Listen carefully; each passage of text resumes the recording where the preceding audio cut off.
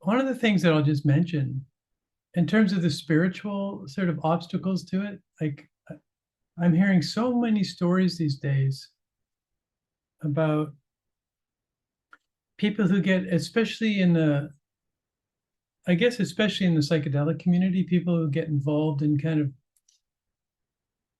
quasi cult like situations where charismatic leaders, whether they're the shamans or people who invite the shamans, start developing a community, and it's all about kind of idealism and purity, and um, pretty soon a set of norms are developed for the community, and then not long after that, it's like some kind of there seems to be some kind of inbuilt sort of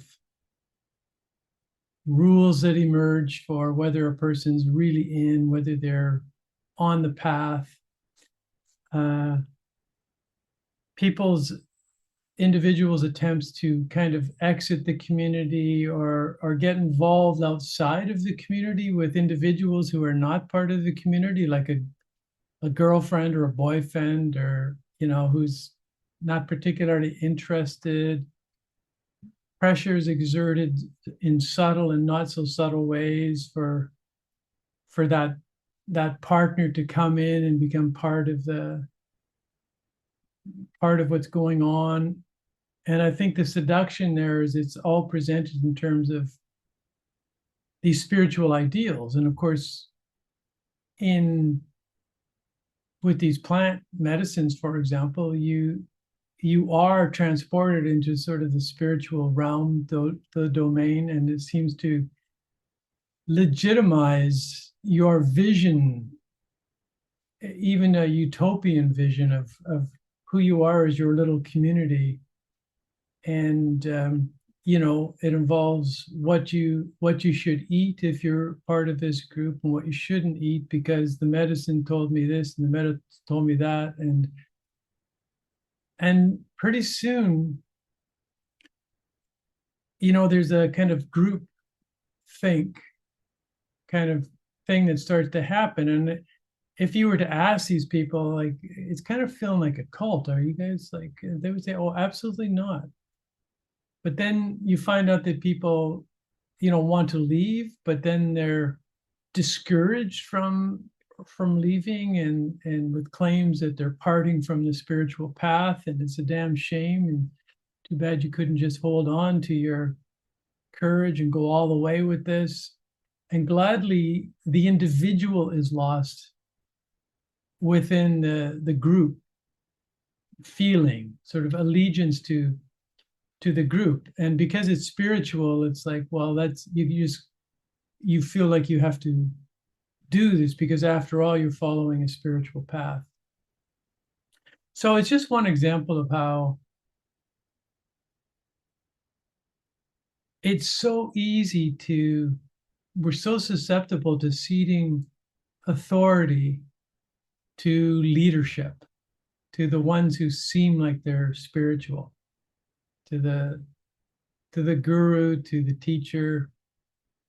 And it's obviously a danger. I mean, the irony is that, like, I'm doing some teaching here about what I think, but if I had to choose, I would definitely choose, like, you guys all the way being individuals within this, and finding, and I would support you. And if you know so I hope there's some kind of differences here, but the the seduction of the group, the seduction of belonging, the seduction of being affirmed by some elevated authority is very strong in the human being. And I think the history of humanity could be told in terms of, both you think of modernity as the affirmation of the individual, and in a certain way, of course, it has been that, we kind of started questioning the priesthood, they lost their status. Then we started questioning kings, and they lost their status. And then we, all asserting the rights of the individual. But there's always this collective creep that comes back, where the discipline of remaining an individual, finding the courage to be an individual and connecting to the community from that place, seems to be eroded over time. So that in so-called liberal democracies, you get cancel culture, you get ideological commitment to DEI, diversity, equality, and they seem like progressive values, and then all of a sudden people have to join that mindset, and anyone who doesn't is thrown out or shamed or canceled or put in jail. Or so you see, even in so-called liberal democracies everywhere, in Great Britain, in the US, in Canada, New Zealand, Australia, there is this creep, this deep distrust of the individual, and this bias towards a kind of collectivism. I think we're in the midst of it. I've now shifted into the political dimension, the social dimension of why it's so difficult to remain ourselves from the spiritual. But I think it's, in a way, it's all of a piece. It's like, it's finding the courage to hold on to oneself in the midst of all this pressure to conform, to want validation from some external authority, or indeed the group, is very powerful. So I think what we're trying to do here is challenging, and it can seem like individualism, but I don't think it is, because the only way for there to be an authentic collective, if you like, is that it's a collective of actual individuals. And while there's been experiments run historically, through various means of communes, etc., I think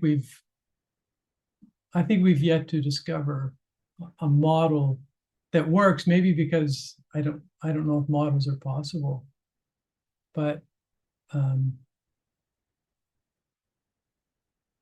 what I know is that just from my little experiment, I've got these 5 buddies. We get together 2 or 3 times a year, and we've all kind of, faced our suffering. We've all gone to the depths. We've ascended to some extent, by some grace, to the heights. But each of us are able to relax with one another and be ourselves. And so there's a sense of, when we spend these weekends together, there's a special thing that happens when you get 4 or 5 individuals together, not afraid to be themselves and not afraid to speak their truth. Everyone's in their heart. Everyone still cares deeply, but nobody's trying to change anybody else.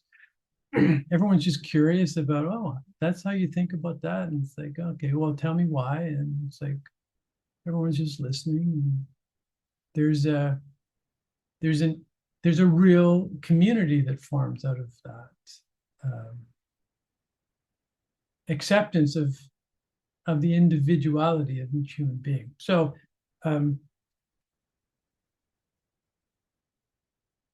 just offer that as a kind of a word of caution,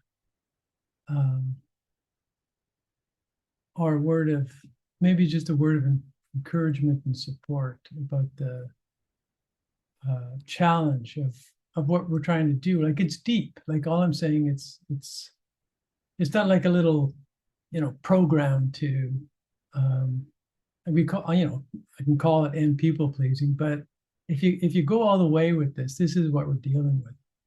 How do we be individuals in community? Um, and find the people that are willing and able to do that with us. Okay, I'll stop there. I'm curious about where you guys are.